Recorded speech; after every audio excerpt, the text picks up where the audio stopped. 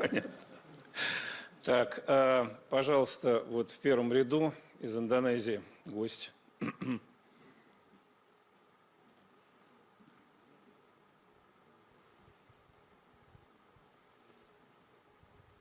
Thank you.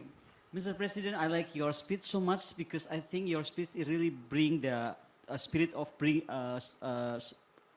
building together, building stronger, something like that, like the tagline for the G20. So we are looking forward to your visit at G20 next month. What I'm going to ask you is about the title. The title today is Post-Hegemonic World, Justice and Security to Everyone. I wonder because President Sukarno, our president, in 1955, already said that all these security alliances is dangerous to the world. You are in Security Council, China in Security Council. Do you think you and China can just file this issue of, wipe out NATO, AUKUS, the Quad, of five-power defense arrangement, everything about it together? Is that possible? Number two, your fans in Indonesia is amazing. Everybody said "ura" all the time. So my second question is, can I have a picture with you later? Thank you. Да, с удовольствием. Такой красивой женщине, с удовольствием. Значит, у нас очень добрые отношения с Индонезией на протяжении практически всей новейшей истории. И президент Фидодо, когда звонит мне, он обращается ко мне со словами «брат», я ему говорю то же самое. И мы дорожим отношениями, которые у нас сложились с Индонезией. Я благодарен руководству и президенту за приглашение на 20-ку. Мы подумаем, как мы это сделаем. Россия точно совершенно будет там представлена на высоком уровне. Но, может быть, и я поеду, я подумаю. Вот. Что касается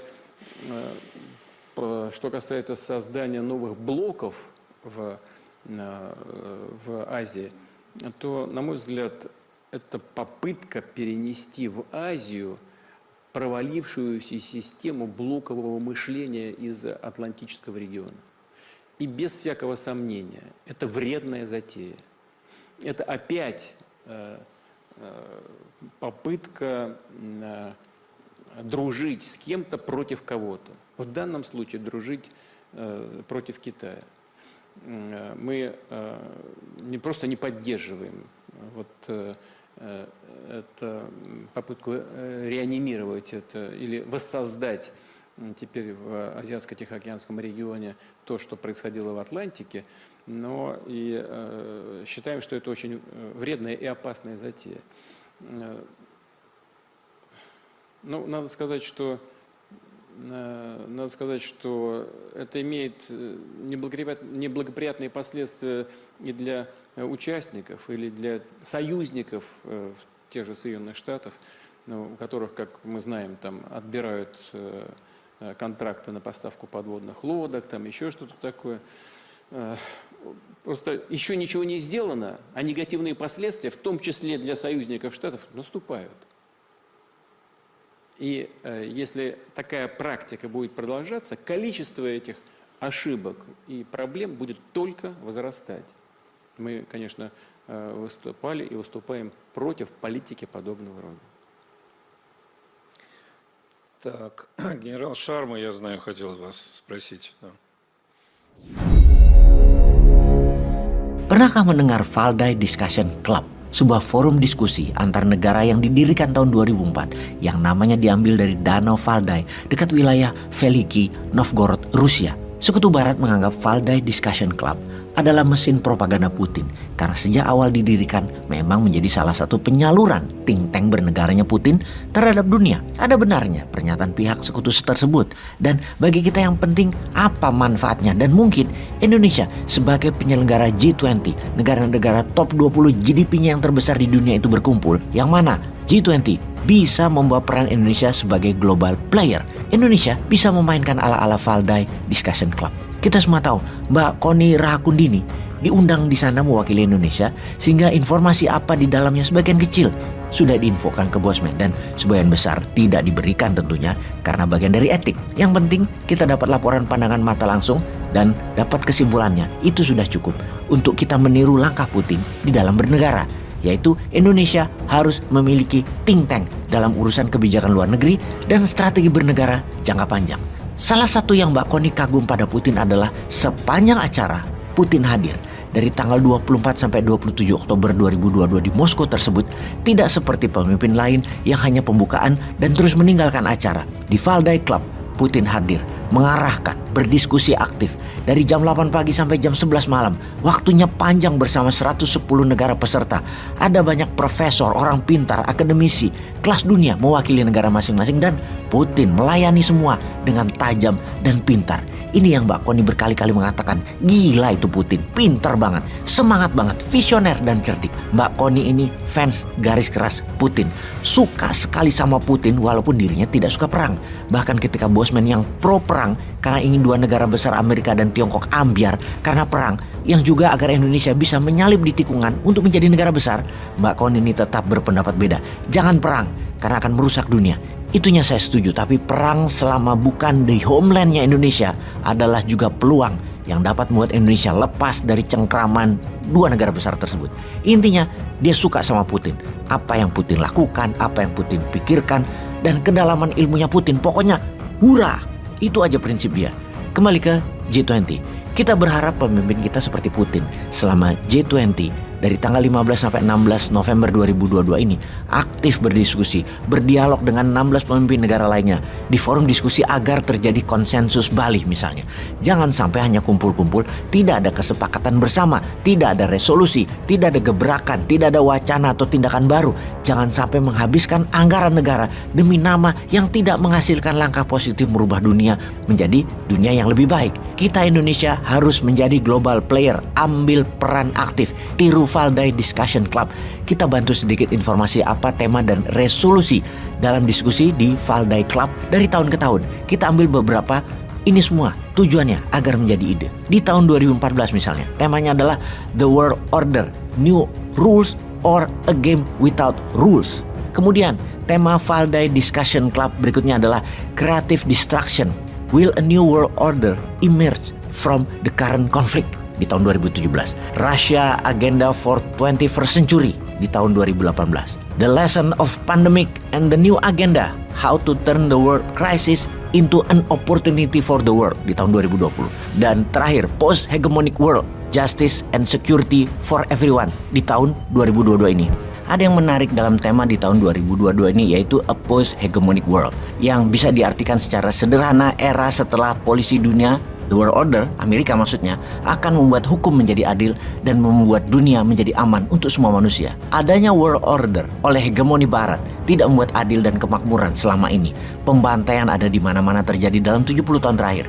Dirampok lawan-lawan negara hegemonik, digulingkan banyak pemimpin yang menentang hegemonik dengan alasan dibuat-buat oleh Barat. Seperti mereka mengatakan pemimpin yang korup, jahat, padahal mereka pemimpin yang tadi digulingkan adalah menjalankan nation interest negara masing-masing dan pastinya tidak nurut hegemoni, tidak nurut Amerika.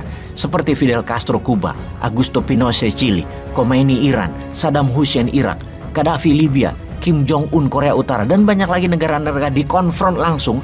Namun yang lebih parah, ada juga negara-negara yang tidak diserang langsung tapi diambil kekayaan negaranya. Ini parah banget. Negara-negara lemah tersebut dikendalikan dengan misalnya dijadikan negara demokrasi, kemudian mulai mengarahkan pemimpin yang jadi adalah dipilih pemimpin yang menjadi boneka sekutu.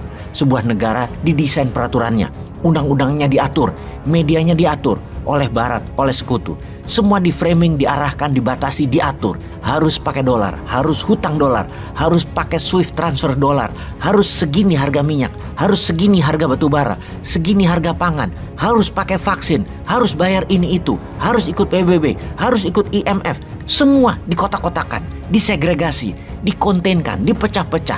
Ini sudah berjalan 70 tahun yang namanya World Order oleh pihak Barat. Dalam diskusi di Valdai Discussion Club tahun ini, Putin menekankan bahwa hegemoni Barat harus disudahi. Bagi kita, terutama Mbak Koni, yang sebelum berangkat ke Moskow, kita diskusi panjang bahwa kita sepakat semangat apa yang Putin katakan tersebut adalah menjalankan semangat Konferensi Asia Afrika Bandung di tahun 1955. Dan inilah hebatnya Mbak Koni. Dialah yang menyatakan hal ini ke Putin di forum Valdai Club yang kita pun pasti sangat setuju. Soekarno di tahun 1955 dalam konferensi Asia Afrika mengatakan bahwa fakta pertahanan atau aliansi pertahanan antar negara sebaiknya dibubarkan saja. Adanya fakta pertahanan adalah sumber petaka perang di dunia ini.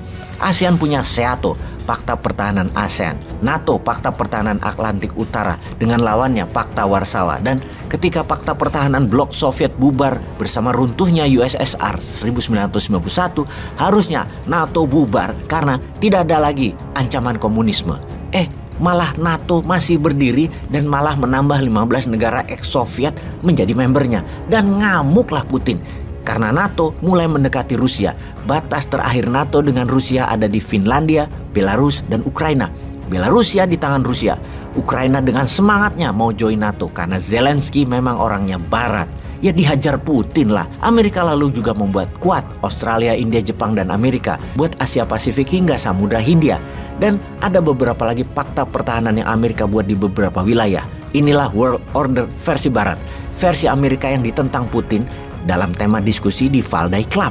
Putin pimpin langsung diskusinya, meyakinkan delegasi bahwa sebaiknya era post-hegemoni harus segera selesai.